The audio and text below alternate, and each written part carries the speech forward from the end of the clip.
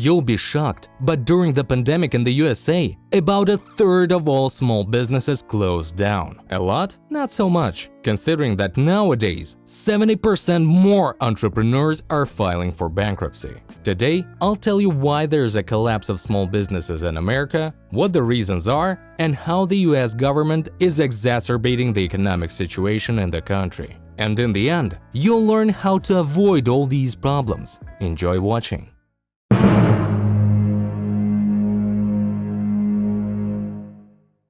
Have you ever heard the phrase "small business is the backbone of the economy"? Surely you have, and it's hard to disagree.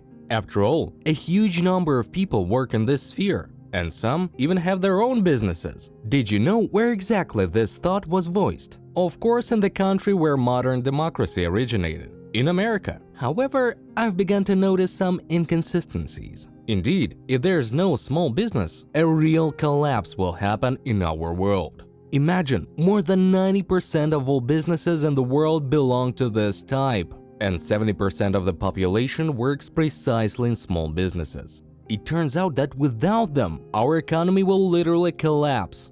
Billions of people will be unemployed. The entire population of the Earth won't be able to buy any food because it's sold in stores, which belong to small businesses. It's scary to imagine what kind of collapse will occur in the economy of any country if something similar happens. Why am I telling you all this? Well, to dive deeper into the topic, it's necessary to understand how important all these shops, restaurants, and other establishments are. And today, I wanted to discuss precisely the problem of small businesses in the United States of America. What issues can arise there if it's the leading economy in the world? In fact, it's very simple. Take, for example, the year 2020, the very first peak of the coronavirus pandemic. And back then, the whole world went into quarantine. Nobody went to shops, restaurants, cafes, or bars. A huge number of such establishments simply went bankrupt. But that's understandable, they had no income. But what about now? Today, similar businesses are filing for bankruptcy almost twice as often as in those difficult times. Amazing, isn't it?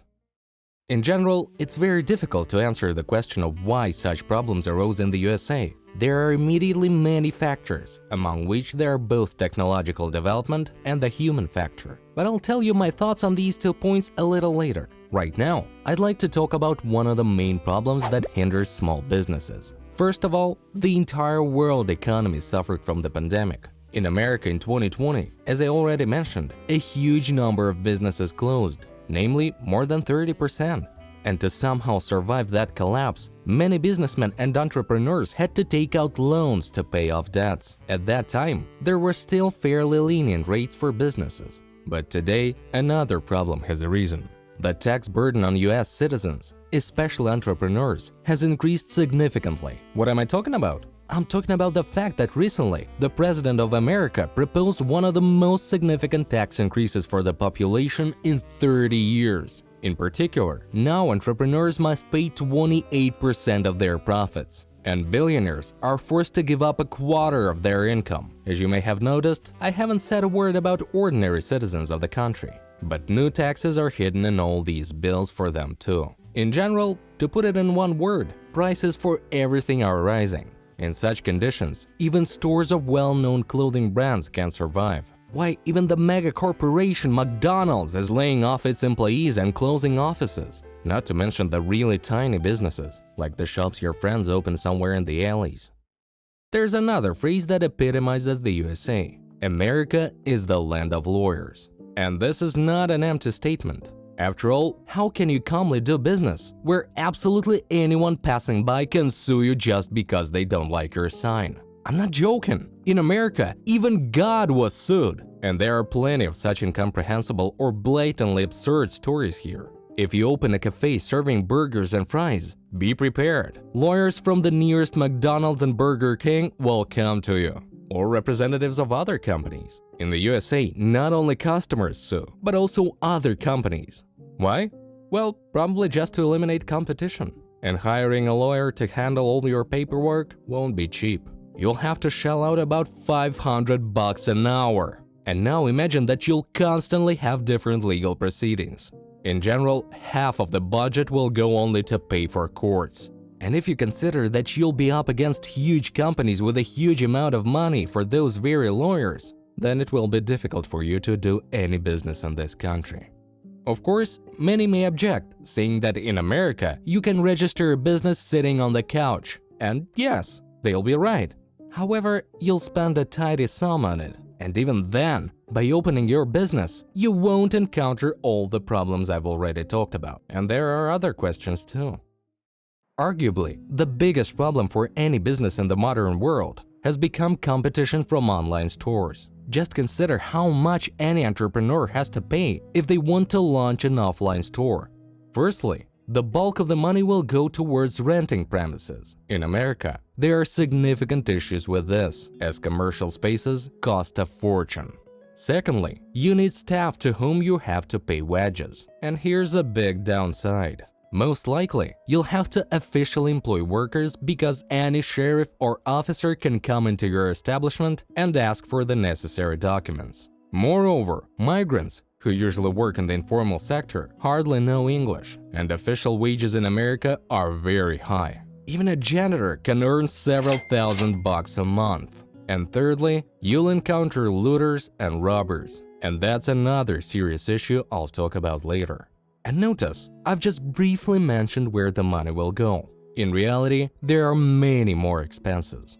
And now, compare all of this with some online clothing store. What will the expenses be for such an entrepreneur?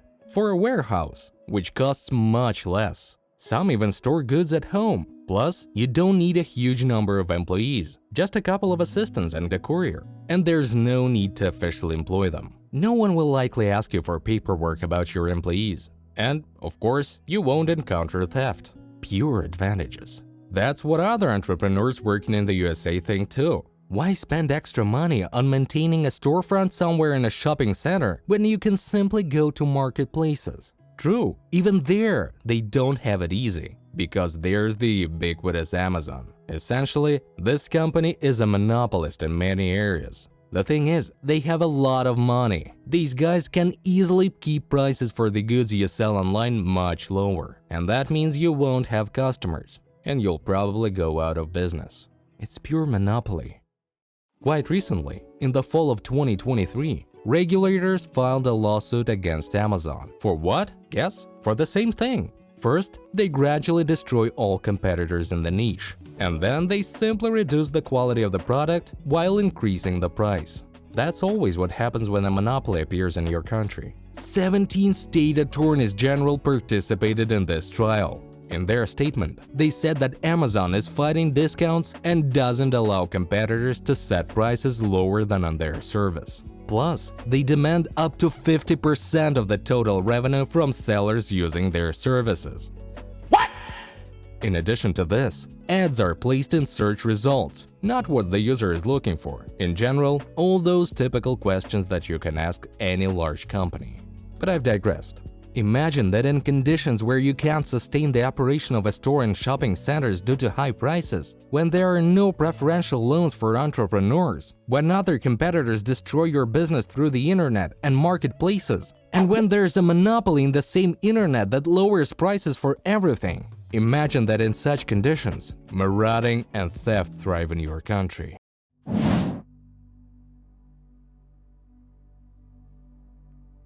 Personally, it seems to me that in such conditions, any business is simply impossible. And this is exactly what is happening in the USA.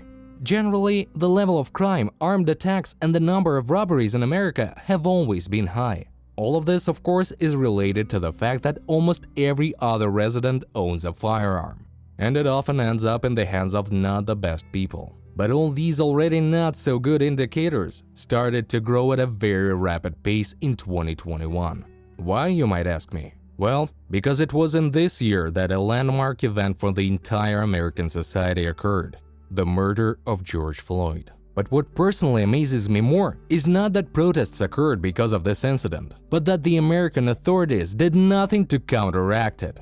After 2021, the crime rate in the USA began to rise, and in particular, the number of hooligans, marauders, and robbers increased. And instead of tightening policies aimed at combating such individuals, everything happened exactly the opposite. Just imagine, in some states, you can steal goods from a store in broad daylight up to $1,000. And you'll almost get away with it. Yes, those are the rules in New York. True, there are several additional conditions. For example, the theft must occur during working hours. If you commit such a crime when the store is closed, then it's a different charge – burglary. And the punishment there is much more severe. And you also can't threaten anyone or bring weapons, otherwise it will be armed robbery. In general, there are many nuances, but what will happen if you take all of them into account? And what? Now anyone can walk into a store, take whatever they want, and just walk out. Some smart guys even steal TVs and take them home. And the security guards and police just watch it happen. It's just shocking! But what personally amazes me the most is that a huge number of policemen are literally forced to turn a blind eye to the offenses of some citizens. Why? Well, because the events of 2021 showed what can happen if an African American suffers as a result of police action. So, in addition to this, in the USA, the culture of minorities is very popular. So, if some guard tries to arrest a criminal, he's more likely to end up in prison than the guy who steals a brand new iPhone. Actually, because of this, small businesses suffer a lot too. And as we've already figured out from the statistics, they suffer much more than from the absence of customers. After all, if nothing is bought from you, it doesn't mean that you lose your goods and consequently the money invested. You only spend funds on renting premises, that's all. In general, today it's very difficult to start your own business and not go bankrupt. But I know how it can be done.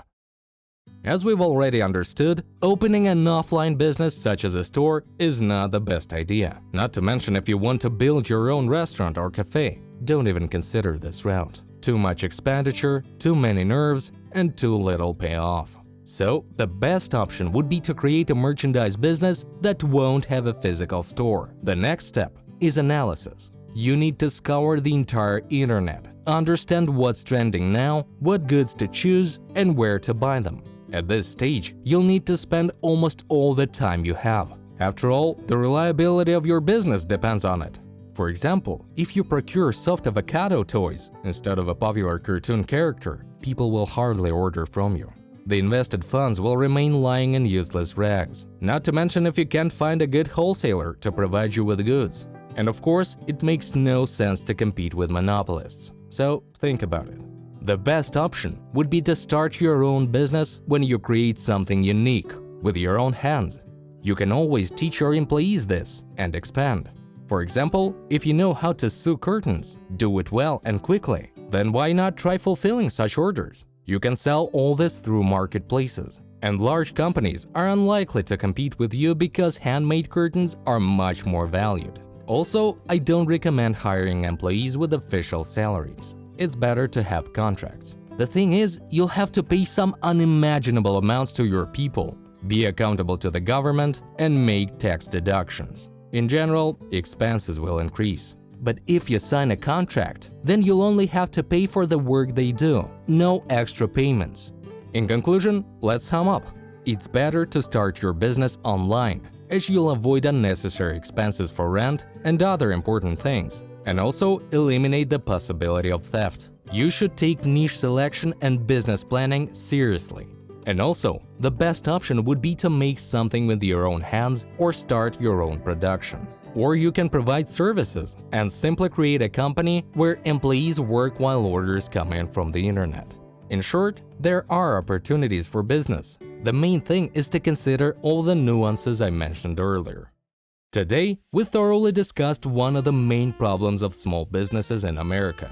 Write down your thoughts on this topic. Perhaps you can find a professional approach to solving this issue. Speaking of professionals, friends, you have the opportunity to join our team.